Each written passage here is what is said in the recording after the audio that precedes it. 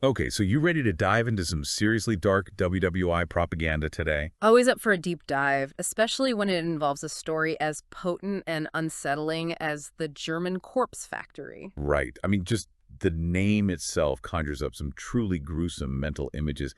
And we're talking about an accusation with huge implications that Germany, struggling with shortages because of the Allied blockade, resorted to rendering human corpses for fat.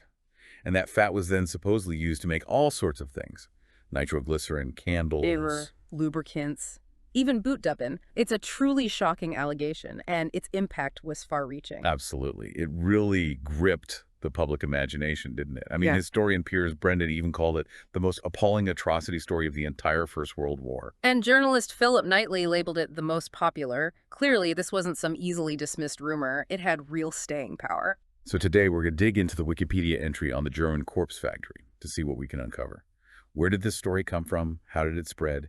And what did investigations ultimately reveal about its truth? The interesting thing is, this wasn't a story that just popped up overnight. It actually started as whispers and rumors circulating as early as 1915. Wow, so pretty much right from the start of the war. Right. You have people like Cynthia Asquith, a British writer, mentioning in her diary in June 1915 that she'd heard about corpses being used to make glycerin and soap.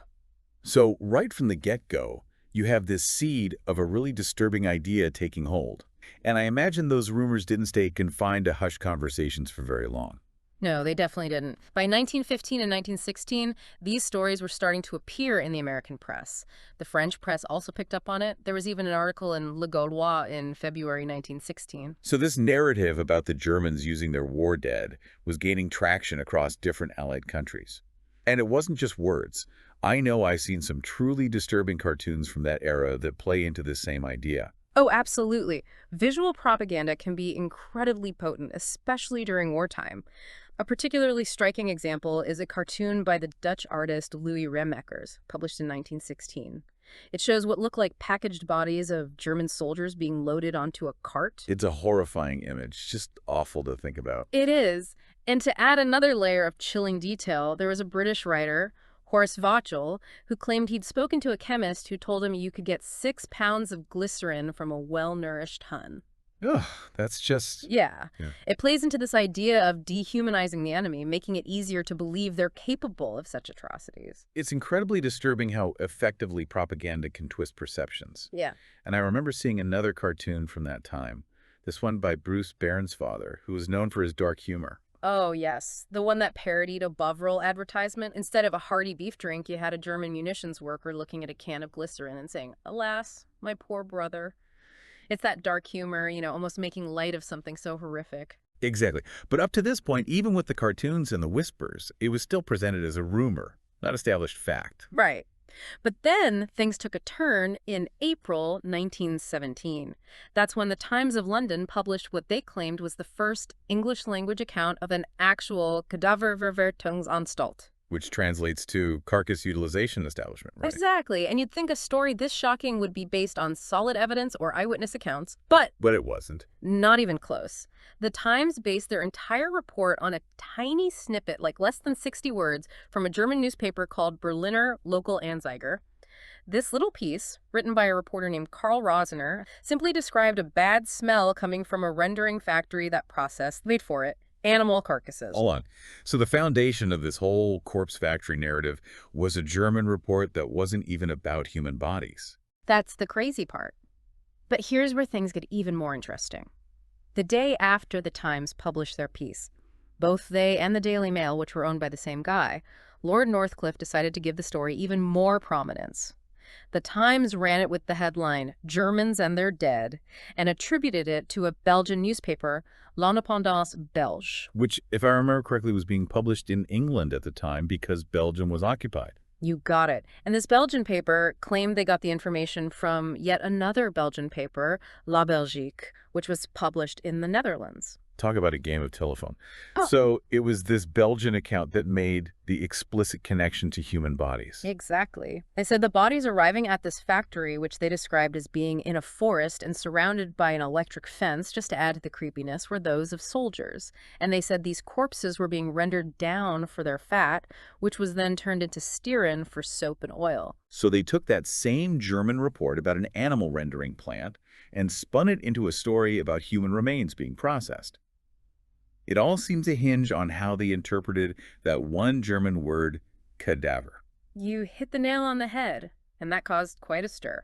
The Times even published letters from readers who questioned whether cadaver really meant human corpses. But I bet they also got letters from people who were all too ready to believe it. Oh, definitely. The Times claimed they received letters from Belgian, Dutch, and even Romanian sources backing up the story.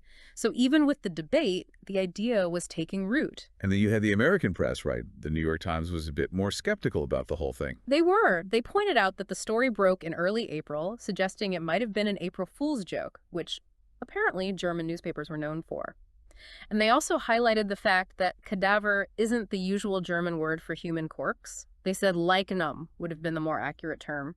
So even back then, people were picking up on those inconsistencies. It's amazing how a single word and its interpretation could fuel so much wartime propaganda. And then, of course, you had the visual element again. Punch magazine ran that cartoon, Cannon, Slaughter, and After, just a week after the Times article. Oh, yeah, that one was brutal. The Kaiser pointing to a factory labeled Cadaververtungs and telling a young recruit, "Don't forget that your Kaiser will find a use for you alive or dead." Talk about chilling imagery. It really captured the dehumanization of the enemy and the fear the story was designed to evoke. And it even became a political talking point, didn't it? Yep. The corpse factory issue was raised in the House of Commons at the end of April 1917. And while the British government didn't officially endorse the story, they didn't exactly deny it either. Which, of course, just added fuel to the fire. Right. Lord Robert Cecil, who was a high-ranking official at the time, said, and I quote, "In view of other actions by German military authorities, there is nothing incredible in the present charge against them." Basically saying, well, we don't have proof, but considering what else they've done, it's not impossible. That's a dangerous line to take, especially when you're dealing with something this inflammatory. Absolutely. And to make matters worse, the government said they didn't have the resources to properly investigate the allegations. So the story just continued to spread. Worldwide, I believe. But even with all that attention, no one ever produced concrete evidence to back it up. You're right. No eyewitnesses, no further documentation, nothing. There was even an anonymous pamphlet published around this time with the super dramatic title, "A Corpse Conversion Factory, a peep behind the German lines." I bet that was a real page-turner. Oh, yeah. Full of sensationalism, but no actual new information. And the Times tried to revive the story a month later using a captured German army order that mentioned a cadaver factory. They claimed the abbreviation on the order VSDOK stood for Verordnungsstelle, meaning Instructions Department, as if it was proof of some official program. But if I'm remembering correctly, the Germans countered that pretty quickly. They did.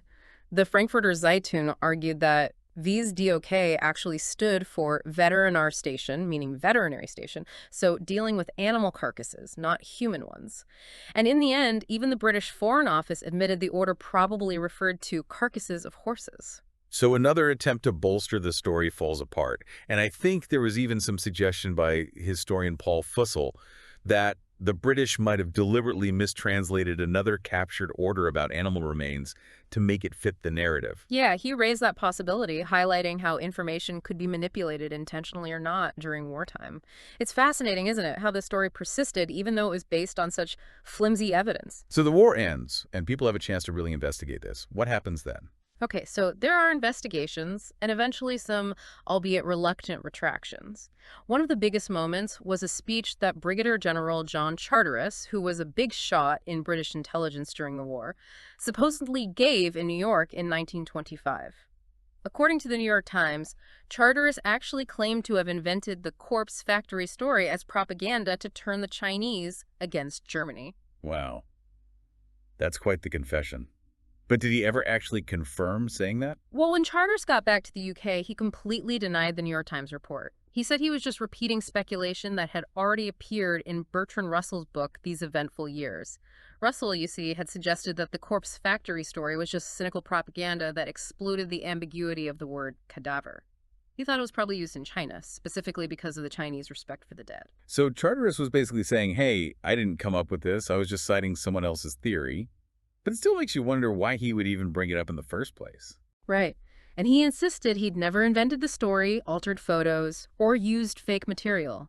But then again, he would say that, wouldn't he? It's a bit suspicious, especially considering his position. And what about the British government? Did they ever officially address the whole thing? They did. This question came up in Parliament a couple of times in the mid-1920s. And finally, in December 1925, the Foreign Secretary at the time, Sir Austen Chamberlain, made a statement. He said the German chancellor had authorized him to state that the German government completely denied the corpse factory story ever having any basis in fact. So finally, an official denial. Yes, and the British government formally accepted that denial, so officially, the German corpse factory was recognized as a fabrication. But I imagine the damage was already done. I mean, a story that horrific, even if it's false, would have left a lasting impression. Absolutely, and some writers continued to perpetuate the idea that Charteris had invented the story. You have Lord Arthur Ponsonby in his 1928 book Falsehood in Wartime directly blaming Charteris, and George Sylvester Viereck did the same in his book Spreading Germs of Hate that same year. So even after the official denial, the accusations against Charteris continue to circulate. They did, and here's where things get really troubling. Hitler actually used these accusations against Charteris as propaganda in the lead-up to World War II. He painted it as proof that the British were liars and willing to fabricate war crimes. The irony being, of course, that he was the one about to commit horrific atrocities. It's a chilling thought. But perhaps the most devastating consequence of this whole episode was how it impacted the reception of early reports of the Holocaust. You're talking about the cry wolf effect, right? People were hesitant to believe these new atrocities because they'd been lied to before. Exactly. When reports started emerging about the Holocaust, things like soap being made from the bodies of murdered Jews, many people dismissed it as just another corpse factory myth. It's tragic. It is. You have Victor Cavendish Bentinck, who was a high-ranking British intelligence official during World War II, comparing these reports to the grotesque lie of the corpse factory story. And even the Christian Century, a prominent American magazine, noted the disturbing parallel between the two. It's horrifying to think that a lie from one war could have such a devastating impact on the world's response to actual genocide in the next. It's a sobering reminder of how dangerous misinformation can be. It can have repercussions that echo across generations. And the memory of the corpse factory definitely contributed to delays in potential rescue efforts during the Holocaust. People just didn't believe it could be true. So looking back with the benefit of hindsight and all the research that's been done, what's the current understanding of where this corpse factory story came from? Well, most historians now agree that it probably wasn't a deliberate invention by the British government, as was believed for a while. It seems to have originated as rumors among soldiers and civilians in occupied Belgium. Makes sense. They were the ones living under German rule, so they were probably more susceptible to those kinds of fears. Exactly. And then you have that ambiguous report in the Berliner Local Anzeiger about the animal rendering plant. For people who are already hearing these rumors, that report was like, oh, see, here's proof. It gave the story a veneer of legitimacy, even though it wasn't about human bodies at all. And the Belgian and British press ran with it. What about Charteris and his alleged confession?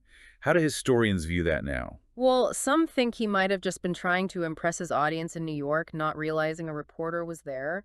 Others, like Randall Marlin, have argued that his story is full of holes and inconsistencies. And that supposed diary that he claimed was in a London war museum has never been found. So it seems less likely that he invented the story out of whole cloth and more likely that he might have played a role in spreading a rumor that was already gaining traction. That's the prevailing view. And it fits with the idea that a lot of these WW1 atrocity stories came from ordinary people, not from some organized propaganda campaign. And what about that theory that the corpse factory might have actually been real? Oh, right.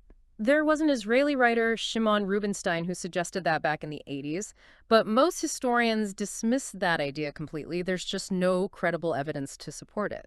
Okay, so to sum up our deep dive, it seems like the German corpse factory was a powerful piece of propaganda. It started with some unsettling rumors, was amplified by a misinterpretation of a German news report, and then sensationalized by the press. And even though it was officially debunked, its legacy had a real and tragic impact. A tragic impact, yes. It's a perfect example of how dangerous misinformation can be, especially during times of war. And the fact that it might have contributed to skepticism about the Holocaust makes it even more disturbing. So for our listeners out there, think about this. In today's world where we're bombarded with information from all sides, how can we make sure we're not falling for similar kinds of propaganda? How can we be critical thinkers and responsible consumers of information? That's the challenge we all face now, isn't it? We need to be vigilant, question what we see and hear, and do our best to verify information before we spread it. Because you never know what kind of long-term consequences a lie, even a seemingly small one, might have. Well said. Thanks for joining me on this deep dive into a really fascinating and unsettling chapter of history. Always a pleasure.